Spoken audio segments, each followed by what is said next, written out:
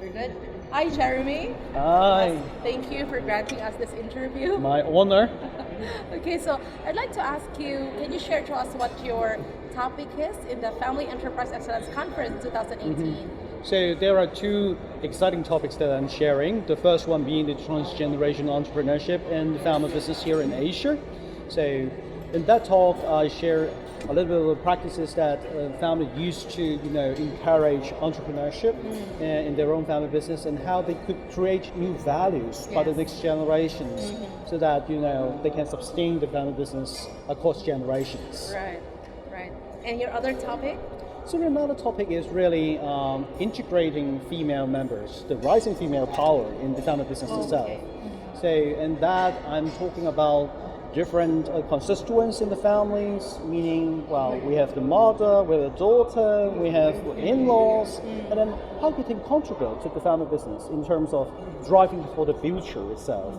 And then, of course, we've seen families and the different members that can have different values.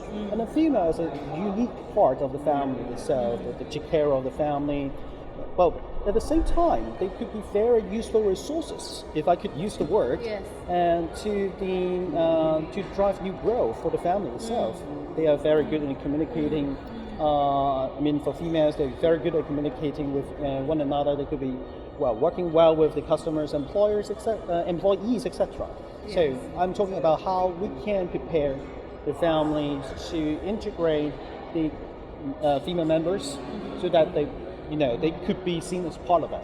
Yes, thank you for that, Jeremy.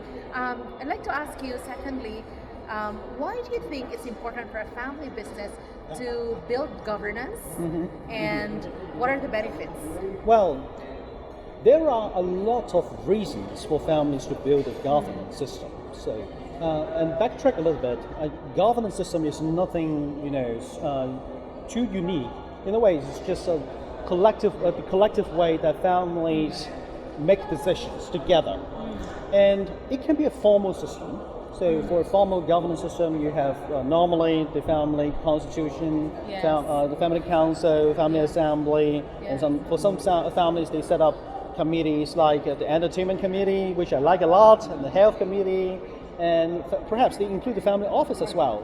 Sometimes they also have the family foundation. So this is a very structured type of collective decision-making mechanisms that family could develop. And then, of course, how to develop it is really about the functions that they need that fits the family. But on the other hand, so for most Asians, they have so-called informal governance system in place. Think about, most of the decisions are actually made by tradition. Sometimes, you don't need to talk about that, and then people still know how to, make decisions based on what is expected in the past, and then how it's going to be in the future. So, I was saying both sides of the governance would work, and there is a spectrum of it. Thank you for that. And then I'd also like to ask, being in Asia, and having experienced different kinds of family businesses in different parts of Asia, how do you see is the future? What do you see as the future of family businesses in Asia? Well, there are a number of notable trends for family business in Asia. First of all, and I did mention that in the presentation as well, it is really about the transformation from a family business to a business family, which means, many of the family business, they do not hold on with the so-called legacy business. Instead, they are, investing in other business. They are like an investor of businesses itself. And in that dimension, they are engaging the next generations to, oversee the portfolio. So this is the first change I can see in the family business in Asia.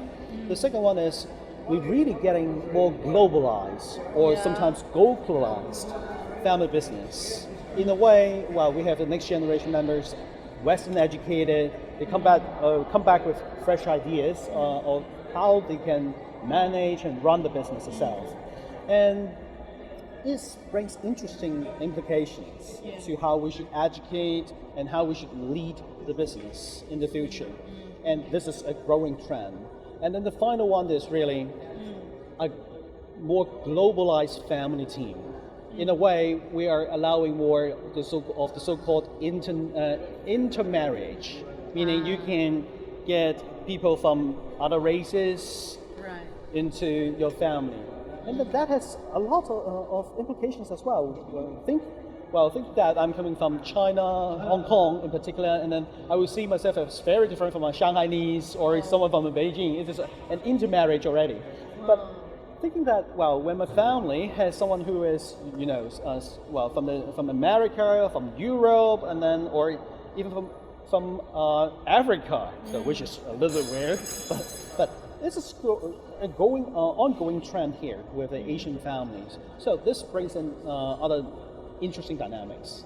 Right, and these are the trends that you see would be that will create a lot of changes for the exactly. family business in Asia. Exactly. Right. I have one more spontaneous question. Being a professional working in a family business center, what do you see as the needs of family businesses, maybe in your area or in Asia as a whole? Well, it's just really understanding what position the families are in. So for many families, they know what they are right now. They know some of the family members, but they don't know all of the family members, including those from the past generations. And of course, when we're talking about family business, we are talking about an institution that lasts for generations, which makes it meaningful. So if they do not, or they cannot predict what will happen in the future, that would be an issue. So what we would like to see is really to prepare them for a sustainable future that is for the family, for the business, and for ownership systems itself. Okay, so you're saying that those are the needs of families, not just in your locality in Hong Kong. Right. I think across Asia, it is still the needs, and Right. maybe it is a universal thing that we Right, will see that they need to work on in the future as well. I mean, for all families. Any final word for family businesses in the Philippines?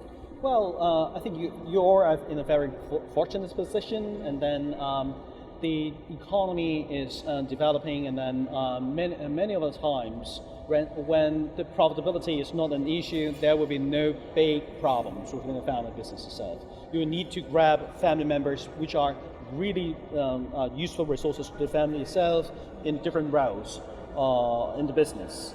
But I think one day when the crisis comes, and it is not unusual thing that happens in Asia, financial crisis, that you really have to prepare ahead for situations of this kind. Right. When you plan only to that point, that would be an issue. So build a system. It could be a governance system, it could be succession planning, it could be other planning that is necessary before the stress point, which is the crisis itself comes, and it is always necessary. Wow. So preparation is key. Yeah.